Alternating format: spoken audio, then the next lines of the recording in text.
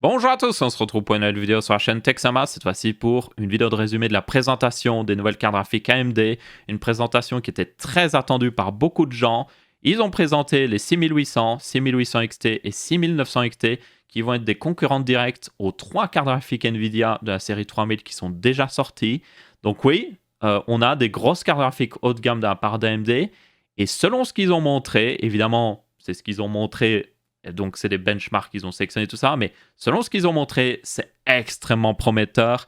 Et je commence à comprendre pourquoi Nvidia a peut-être essayé de rusher le lancement pour essayer de cacher un petit peu l'existence de ces cartes graphiques de la part d'AMD. Et vous allez aussi comprendre pourquoi Nvidia n'a aucune raison de diminuer les stocks de leur RTX 3000 parce que actuellement, je pense qu'il y a des gens qui n'ont pas pu acheter une RTX 3080 qui vont peut-être acheter une 6800 XT ou voire même une 6900 XT. Vous allez le voir pourquoi. Du coup, la présentation de ces nouvelles cartes graphiques est toujours sur la chaîne d'AMD si vous voulez la voir. Elle y sera toujours d'ailleurs normalement. Je vous la mettrai dans le lien dans la description si vous voulez regarder entièrement tout en anglais évidemment.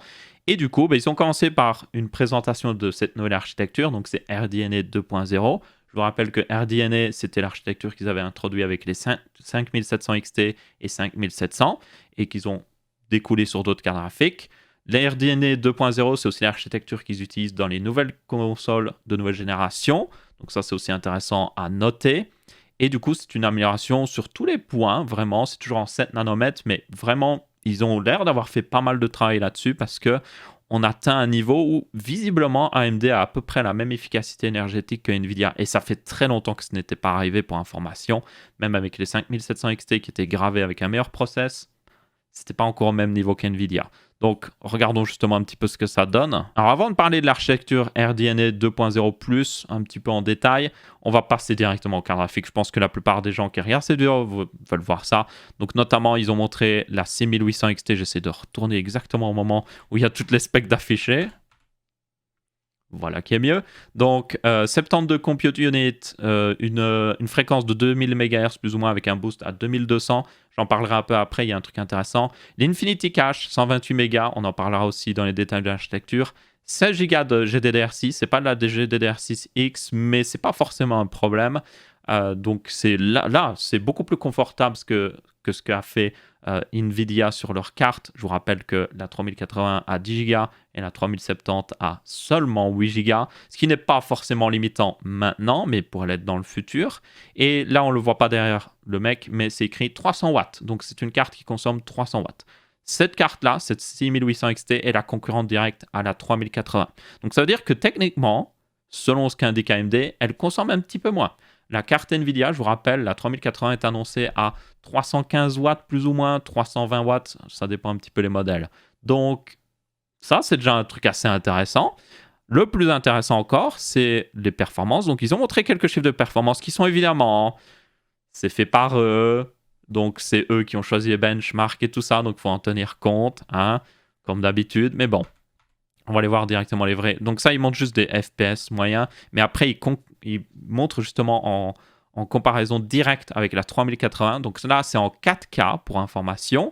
Et ils montrent les chiffres un petit peu plus en plein écran comme ça. Donc vous voyez par exemple, vous avez Wolfenstein, Shadow of the Tomb Raider, sans le ray tracing du coup, faut en tenir compte.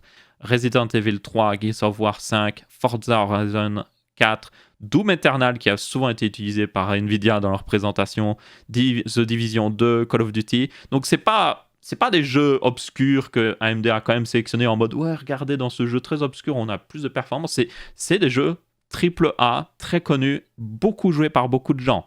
Donc ça c'est le premier point qu'il faut noter. Et comme vous pouvez voir, cette 6800 XT se débrouille pas trop mal. Alors, est-ce qu'elle bat complètement la 3080? Non, il y a des jeux où c'est une est devant, l'autre est devant. C'est un petit peu souvent le cas, hein. C'est un peu comme avec ma review de la 3070 et la 2080 Ti. Il y en a une qui est devant, puis il y a l'autre, puis l'autre, puis l'autre. Donc, je dirais qu'elles sont similaires en termes de performance, mais similaires, c'est déjà très bien. Selon moi, il n'y a pas besoin de la battre, surtout quand elle coûte moins cher, parce qu'ils ont montré le prix après, et elle est moins chère. Donc, elle est annoncée, celle-là, à 679 $, si je me souviens bien.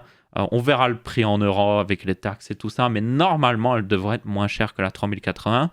Et si elle est disponible, elle sera encore plus intéressante parce que vous pourrez littéralement l'acheter parce que la 3080, c'est pas trop ça ces derniers temps. Donc, ouais. Ils ont montré aussi la 6800 XT en 1440p face à la 3080. Donc encore une fois, Battlefield 5, Borderlands 3, des jeux AAA très connus. Et comme vous pouvez voir, encore une fois, elle a des performances similaires. Certains jeux sont avantagés Nvidia, certains jeux sont avantagés AMD. Donc très impressionnant. Donc maintenant, on a d'autres cartes qui ont aussi été annoncées. Ils ont annoncé quelques petites fonctionnalités, on en parlera après.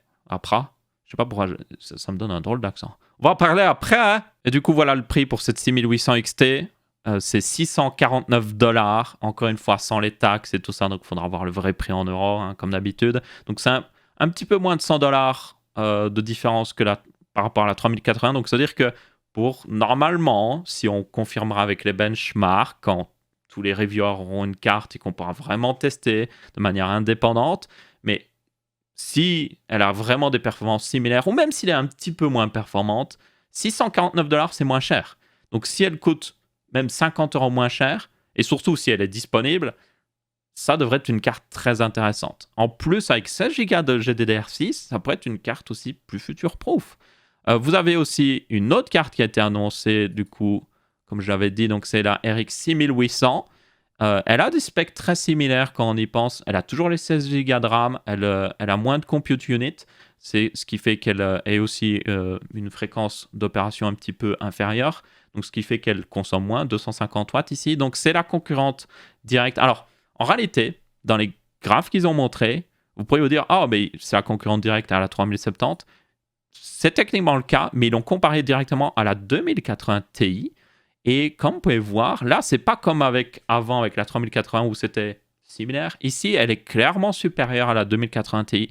Donc, normalement, elle devrait être similaire, voire même supérieure à la 3070. Et ça c'est très intéressant.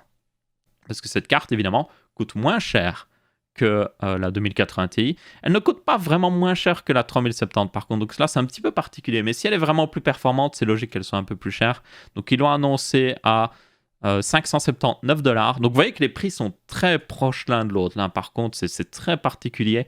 Ils ont mis les deux cartes à largement moins de 100 $ l'une de l'autre.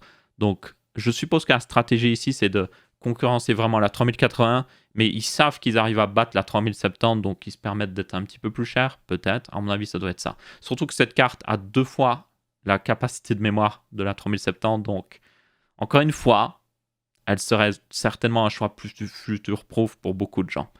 Et puis, vous avez la surprise de fin qui était la 6900 XT, qui n'était pas du tout attendue. D'ailleurs, quand ils ont présenté les processeurs Ryzen la dernière fois, c'était pas la 6900 XT qu'on voyait dans le gameplay qu'ils avaient montré, c'était la 6800 XT. Donc la 6900 XT n'a pas été vue jusqu'à maintenant. Elle a 80 compute units, toujours un très bon boost, une très bonne fréquence, 16 Go, toujours 16 Go de RAM, c'est genre toutes les cartes ont 16 Go de RAM apparemment, et elle consomme toujours à peu près 300 watts, et celle-là, c'est la concurrente directe, vous vous en doutez bien, à la RTX 3090. Donc là, on a quelques chiffres de la RTX 3090, et comme vous pouvez voir, encore une fois, comme avec la 6800 XT, elle n'est pas supérieure toujours, donc des fois elle est supérieure, des fois elle est inférieure, c'est toujours des jeux AAA, c'est les mêmes jeux qu'on a vus avant, et selon moi, c'est pas forcément les jeux les plus représentatifs du marché, donc tenez-en compte, mais c'est quand même une bonne sélection de jeux. Franchement, il y a beaucoup de ces jeux-là qui sont pas mal joués. Après, évidemment, il nous manque encore d'autres jeux qui, selon moi, pourraient être assez intéressants, mais bon, c'est quand même une bonne sélection. Et elle est similaire au niveau performance, franchement.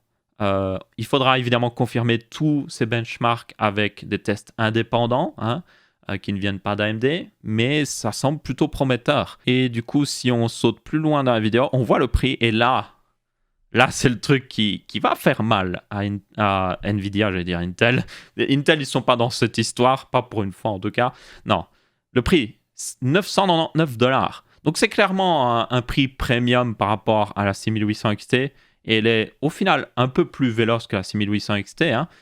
Mais 999 $, c'est même limite un prix qui pourrait concurrencer la 3080 si elle continue de ne pas avoir de stock et si elle continue d'être plus chère qu'elle ne devrait l'être. Et c'est clairement, par contre, la 3090, il n'y a même plus de comparaison. Littéralement, elle coûte 500 $, 500 $ en moins qu'une 3090. et elle semble avoir des performances similaires. Elle a peut-être pas les 24 Go de RAM, mais 16 Go, c'est largement suffisant en 2020, franchement. Donc ouais, c'est très impressionnant. Donc les 6800, donc 6800 et 6800 XT seront disponibles le 18 novembre, pour information, et la 6900 XT sera disponible le 8 décembre. Donc, pas si longtemps encore, hein, un petit mois, vu que les 3080, tout ça, souffrent encore énormément d'un manque de stock. Là, je l'ai dit normalement tout à l'heure si je ne l'ai pas coupé au montage, mais selon moi, Nvidia n'avait vraiment aucune raison de justement limiter les stocks parce que là, ils vont peut-être perdre des ventes à cause de ça. Hein. Il y a peut-être des gens qui étaient prêts à payer une 3080, qui l'auraient peut-être déjà chez eux s'il y avait du stock, et qui vont peut-être s'orienter vers une 6900 XT ou une 6800 XT. Donc on verra bien ce que ça donnera. Mais ouais, ça va encore niveau disponibilité. Je vous rappelle aussi que les nouveaux processeurs Ryzen sont disponibles, eux, le 5 novembre. Donc c'est très prochainement, par contre, ça. Maintenant, il y avait quelques détails de l'architecture RDNA 2.0. Je vous rappelle que cette architecture est évidemment utilisée dans les nouvelles consoles, encore une fois. Et aussi, c'est la version 2.0 qui était dans les 5700 XT. Donc, une des nouveautés, c'est justement ce Infinity Cache. Donc, ça ressemble au cache qu'on a sur les processeurs Ryzen. Donc, c'est un cache assez généreux, hein, donc 128 mégas ici, qui permet à la carte graphique de, si elle a des calculs très importants, de les faire dans ce cache-là plutôt que de le faire dans la mémoire normale. Et l'avantage de ce cache, c'est qu'il est beaucoup plus performant que la mémoire. Et aussi, normalement, il devrait consommer moins vu qu'il est directement sur le GPU. Donc, c'est justement un truc qu'ils ont montré, c'est que grâce à ça, évidemment, il faudra un peu voir le confirmer, mais grâce à ça, ils peuvent faire un GPU qui a une largeur de bus plus petite. Maintenant, il y avait d'autres petits détails. Donc, il montre encore une fois le fait que l'Infinity Cache aide beaucoup au niveau performance. Il y avait d'autres détails très techniques et tout ça. Je ne vais pas en parler plus que ça parce que ouais, c'est très technique, franchement. Le plus important que vous devez retenir, c'est que RDNA 2.0 est compatible DirectX 12 Ultimate. Et dans le DirectX 12 Ultimate, vous avez le ray tracing. Donc, ces cartes sont compatibles ray tracing. Et du coup, normalement, si un jeu, n'importe quel jeu, développeur de jeu, décide de faire un jeu ray tracing, avec le DirectX 12 en tout cas, bah, ça devrait être très facile pour eux de supporter les cartes AMD ainsi que les cartes Nvidia, parce que Nvidia, leur ray tracing aussi est basé sur le DirectX 12, justement avec l'implémentation du DirectX ray tracing. Donc il faut en tenir compte. Hein. Il y a de fortes chances qu'il y ait pas mal de jeux quand même qui supportent les cartes AMD cette fois-ci, parce que l'un des gros focus de la Xbox Series X, c'est le ray tracing. Donc c'est-à-dire que déjà, rien que tous les jeux Xbox Series X avec le ray tracing qui viendront aussi sur PC, et maintenant c'est tous les jeux, genre Microsoft a enfin pris au sérieux les PC, donc tous les jeux qui sortent sur maintenant les nouvelles consoles devraient sortir aussi sur PC, et bien tous ces jeux-là devraient avoir le ray tracing, donc ça va faire quand même pas mal de jeux, hein. C'est pas sous-estimé, hein. Ça a été l'un des gros problèmes d'NVIDIA au début du ray tracing, c'est d'avoir des jeux justement compatibles, donc là AMD peut-être est en retard, mais peut-être que ça va payer d'être en retard parce qu'ils ont attendu le bon moment, en fait. On verra bien. Après, seul le temps nous dira si c'est vraiment le cas. Il y avait encore un petit peu plus de détails. Il y avait un truc assez intéressant. C'est pas un détail... Bon, c'est un détail un petit peu d'architecture, mais je sais plus où c'est exactement dans les slides, donc je vais juste vous le dire. Mais en gros, comme ils ont évidemment des processeurs AMD, hein, c'est l'une des seules entreprises d'ailleurs qui a processeur et carte graphique haute performance sous le même toit, vraiment. Ils ont indiqué qu'ils auraient une nouvelle technologie qui permet en gros de vous l'activer dans le BIOS de votre carte mère et ça permet au CPU apparemment d'accéder directement à la mémoire du GPU. Si j'ai bien compris, c'est ça qu'ils voulaient faire.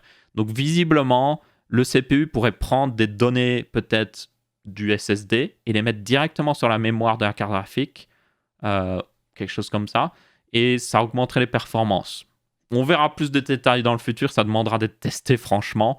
Mais si c'est bien fait, ça pourrait être très intéressant. Après, ils ont montré des chiffres de performance par rapport à ça. Mais je vais être très honnête, c'est des chiffres qui ne sont pas forcément à prendre tels quels parce qu'ils ont aussi indiqué que ils ont une autre technologie aussi qu'ils ont rajoutée. C'est dans les drivers graphiques AMD, vous pourrez automatiquement en un clic overclocker votre carte graphique. Et du coup, quand ils ont montré les chiffres de performance de ce boost automatique, plus cette nouvelle option dans le BIOS pendant que mon téléphone sonne, ils ont montré les deux trucs combinés en un seul graphique, ou dire oh ça augmente d'autant de performance. Donc ça veut dire que on ne sait pas combien ça fait gagner de performance parce qu'aussi bien c'était juste l'overclocking automatique qui avait fait tout le gain de performance. Donc voilà, tenez compte que ça, faudra le tester pleinement. Si vous êtes un gamer, si vous voulez vous faire un nouveau PC, c'est vraiment un bon moment pour le faire. Bon là on est plus sur le haut de gamme, clairement.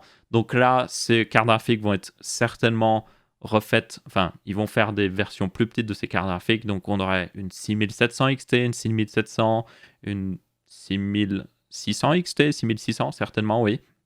Donc au fil des mois, ils vont refaire toutes les cartes graphiques vers le bas petit à petit. Donc ça devrait être très intéressant. Ça va certainement aussi pousser certaines cartes graphiques qui étaient plus chères vers des prix inférieurs. Je pense encore une fois aux bonnes vieilles RX 580 et 570 qui étaient vendues vraiment pas cher. Donc ça, j'espère qu'on en aura des similaires. Mais bon, dans tous les cas, c'est vraiment... Genre, je suis vraiment impressionné par ce qu'ils ont présenté. Évidemment, encore une fois, c'est la présentation officielle, je le dis à chaque fois, comme la présentation Nvidia, comme les présentations processeurs à Intel ou AMD, c'est toujours les chiffres qu'ils ont donnés eux, donc il faut attendre les benchmarks officiels. Mais même si cette 6900 XT ou 6800 XT n'est pas même au niveau de Intel, de Nvidia surtout, pendant que le téléphone sonne encore une fois, si elles coûtent moins cher et qu'elles sont disponibles, ça pourrait être un très bon choix quand même, quoi qu'il arrive. Donc ouais, vraiment impatient de voir et on verra ce que ça donnera d'ici les semaines, les mois à venir, évidemment au niveau carte graphique, CPU et tout. Donc merci à tous d'avoir regardé, j'espère que vous avez bien apprécié. Si c'est le cas, vous pouvez laisser un petit pouce bleu, si ce n'est pas le cas, vous pouvez laisser un pouce rouge et on se retrouvera pour une prochaine vidéo. Ciao ciao.